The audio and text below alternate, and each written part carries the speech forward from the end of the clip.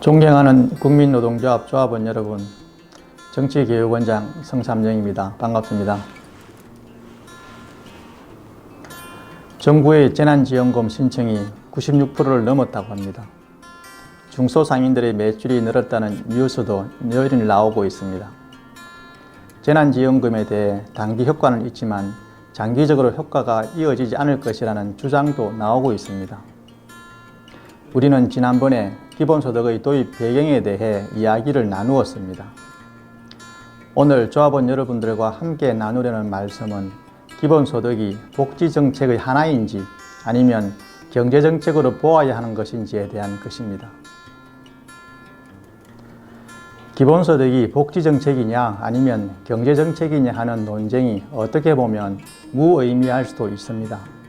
국민의 입장에서 보면 국가가 국민의 기본 생활을 보장하고 일자리를 찾아 나설 수 있는 여건을 제공해 주는 것, 그것이 가장 중요하지 않겠습니까? 국민노조는 기본소득에 대해 국민의 복지를 해결할 수 있는 복지를 포함한 경제정책으로 이해하고자 합니다.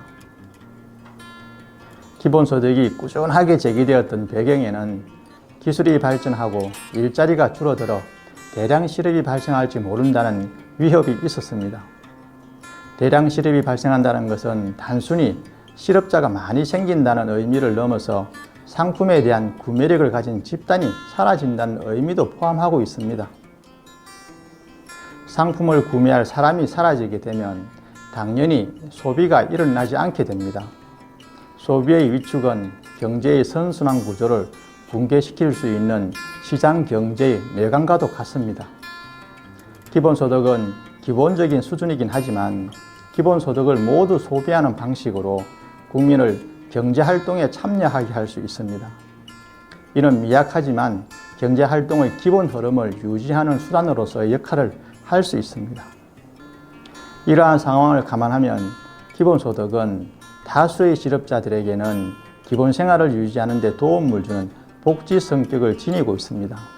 동시에 소비를 통해서 생산과 소비의 경제순환고리를 유지시킨다는 면에서는 경제정책의 성격도 지니고 있는 것으로 볼 수 있습니다. 코로나는 우리 사회에 코로나 세대를 등장시켰습니다.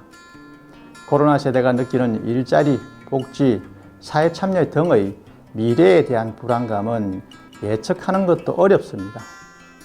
이러한 코로나 세대에게 기본소득은 개인이 가지는 삶의 의미와 방향을 찾도록 하는 데 도움을 줄 수 있을 것입니다.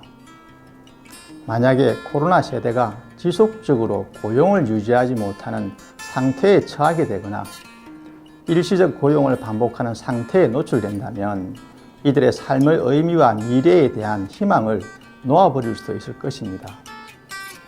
기본소득은 코로나 세대가 경제적인 자신감을 유지하고 기본 생활을 유지하도록 하는 데 도움을 줄 수 있을 것입니다. 동시에 이들이 지속적인 부가가치를 만들어내는 경제활동에 참여할 수 있는 기회를 제공하는 역할도 담당할 것으로 봅니다. 이런 면에서 기본소득은 코로나 세대를 위한 경제정책으로 이해할 수 있습니다. 존경하는 국민노조 조합원 여러분, 기본소득이 언제 실현될 수 있을지 어떤 모습으로 우리 사회의 모습을 드러낼지는 아직 알기 어렵습니다. 하지만 우리가 기억하고 있어야 하는 것은 기본소득은 국민의 복지를 해결할 수 있는 복지를 포함한 경제정책이다라는 것입니다. 국민노조의 기본소득 모델을 만들어내기 위해서 조합원 여러분들의 깊은 관심과 좋은 의견에 항상 귀 기울이도록 하겠습니다.